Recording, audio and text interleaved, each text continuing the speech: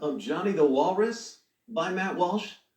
It's a children's book, but it's been the #1 best-selling book on Amazon.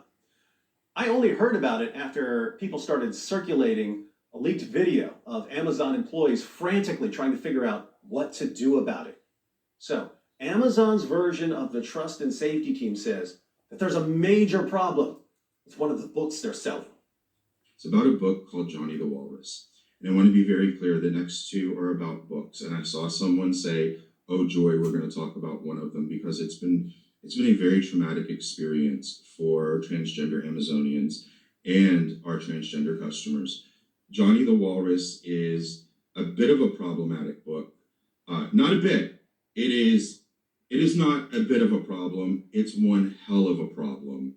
And I would preface this about what the book's about, but the customer we're going to listen to does a great job.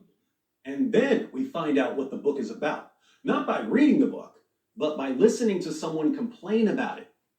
It is teaching kids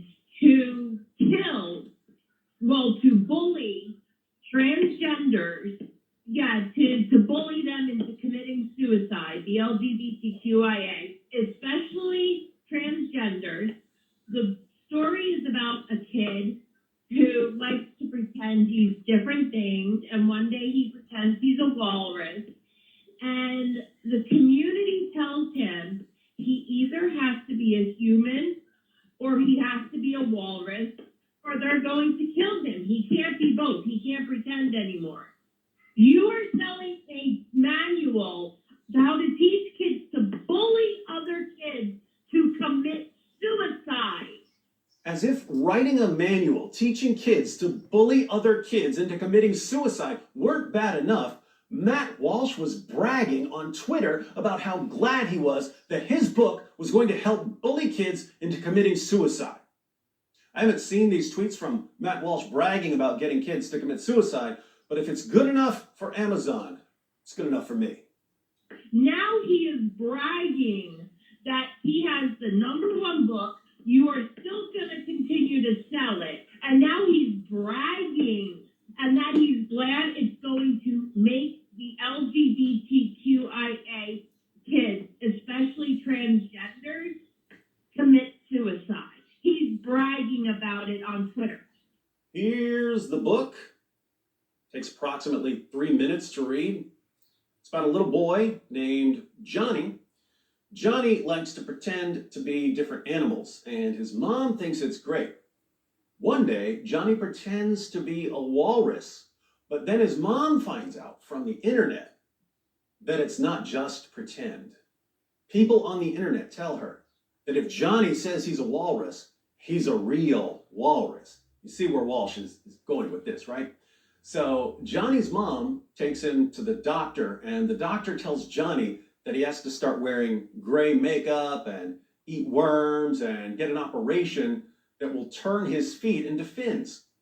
Johnny's mom goes along with it for a while. She has him spend his day living as a walrus in a little pool in the backyard. Eventually, she takes Johnny to live with the other walruses at the zoo, but the other walruses don't accept Johnny. In the end, Johnny's mom decides to stop listening to the people who are telling her that she has to treat Johnny like a walrus. Now, whether you agree with the point this book is making or not, is this a manual for teaching kids to bully other kids into committing suicide? Whether you agree with the point or not, the point of the book is that it's unwise for parents to try to lock little kids into decisions they're making when they're 5 or 6 years old. Their brains are still developing, they're going through lots of changes. If a 6-year-old boy says he's a girl, that doesn't mean, as a parent, that you should start pumping the kid full of hormones or looking up surgeons just because people on Twitter scream at you and tell you you're a bigot if you don't. That's the takeaway. You can agree with it or not agree with it, but that's the message.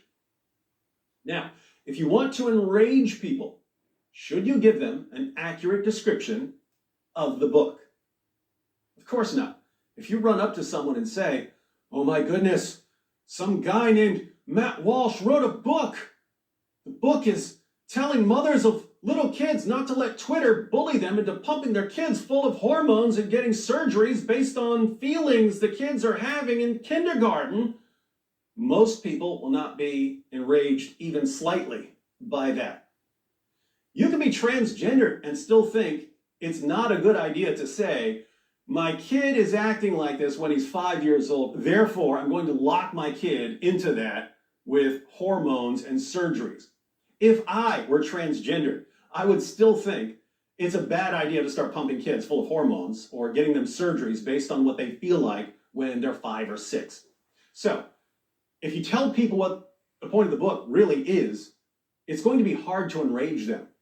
Even someone who disagrees with the book could still say, I don't agree with Matt's position. I think little kids should be given hormone treatments, but I understand Matt Walsh's point, and he's entitled to share a different perspective. Telling people what the book is really about is not a good way to enrage people. If you want to enrage people about the book, what do? You tell them that this is a manual for training children to bully other children into committing suicide, and that Matt Walsh is on Twitter bragging about how happy he is that this book will get kids to commit suicide. Now that sounds bad. That sounds evil. The most disturbing part of the leaked Amazon videos isn't the woman who's complaining about Johnny the Walrus. It's that it never crosses anyone's mind to question the ridiculous things she's saying about it. It never crosses anyone's mind to ask the woman, what page is that on? Where are you getting that? The book sounds like it's about people on Twitter bullying mothers into making decisions about their kids, not about bullying kids into committing suicide.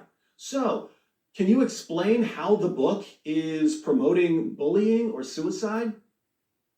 When the woman says that Matt Walsh is bragging about how his book will get trans kids to kill themselves, it never occurs to anyone to say, could you give us a link to that tweet? We'd like to actually read it before we become enraged about it.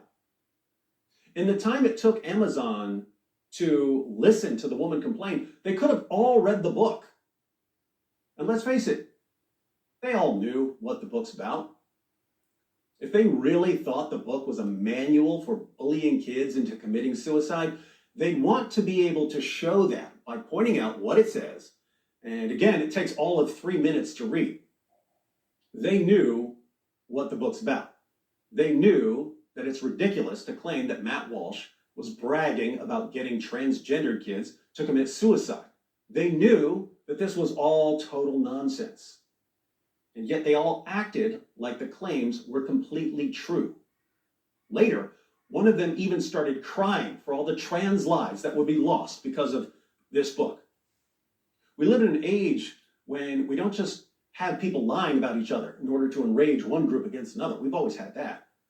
We live in an age when it's morally praiseworthy to lie about other people in order to enrage people against them. And it's morally reprehensible to object to a lie that your side is telling. In other words, if someone at Amazon had said, come on, I don't like Matt Walsh, but he's obviously not trying to get kids to commit suicide, that Amazon worker would have been attacked for defending Matt Walsh. He would have been blasted as anti-LGBTQ for pointing out a series of blatant lies. So everyone just keeps their mouths shut and goes on pretending that any insane criticism of the opposition is true, even when they know it's a lie. I'm sure I'm going to get comments saying, David, I can't believe you're defending everything Matt Walsh has ever said that upset me. Apart from defending the general idea that unless you're deliberately and obviously being hyperbolic or satirical, you should represent people's positions accurately when you're claiming to refute them. Apart from that, I'm not defending anything. I know next to nothing about Matt Walsh. In fact, I can tell you everything I know about Matt Walsh in a few seconds. I know he used to be a blogger, because I think I read something by him on abortion years ago. I know he's with the Daily Wire now. I have a general idea of what kinds of views he must hold because I have watched videos by Ben Shapiro and Andrew Klavan, and I've read Johnny the Walrus. That's all I know about him. Matt Walsh may believe 487,000 things that I think are totally ridiculous. I do not know. But if I were to see some evil claim by Matt Walsh that was so awful that I needed to expose him, I would make sure that I represented him accurately when I exposed him. And if I couldn't expose him while representing him accurately, I might start wondering if anyone should take my disagreement seriously. On that note, I do have a criticism of Johnny the Walrus. When I see a children's book meant for kids 2 to 5 years old, and I find out that the book is really about transgender issues, I start to wonder, what kind of creep would want to instruct little kids about gender identity? What's wrong with this Matt Walsh guy that he's trying to indoctrinate kids with his views about transgenderism? But I can't say that, because I definitely don't want Disney coming after me next. Looks like Disney supports Matt Walsh after all.